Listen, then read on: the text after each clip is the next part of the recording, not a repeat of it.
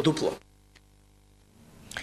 Против сиромаштијата, но и осаменоста се обидува да се избори 20-годишната студентка по биохемија Марина Подигачовска. Без родители, со својот дедо, живее во мизерни услови во прилепското село Долгаец, но успева редовно да ги дава испитите на факултетот во Битола.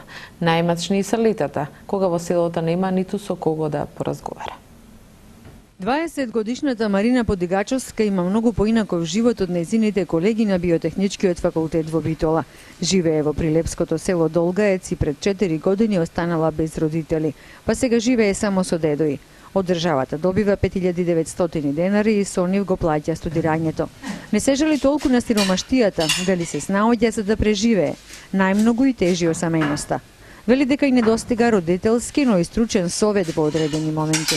Но освен првиот пат, кога дошле да ги утврдат условите за живот, социјалните работници досега не покажале интерес.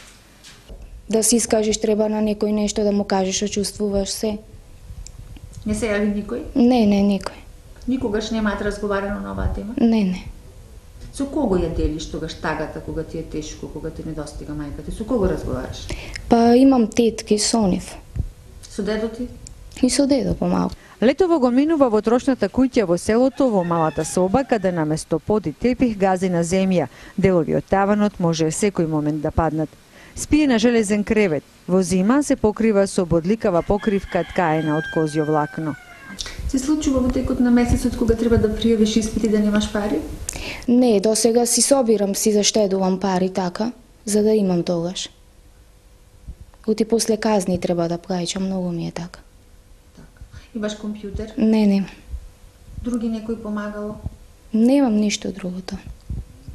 Сакаш да имаш? Кој не сака. За да ги намали трошоците за живот, таа патува со воз, но пругата доаѓа само до соседното село Слепче. Ја патувам со возот, то ми е 90 денари ми е картата, ама после Слепче, например, немам превоз навака, треба некој да ме пречека и сега ако ме пречекува по 300 денари ми земаат за превоз, толку.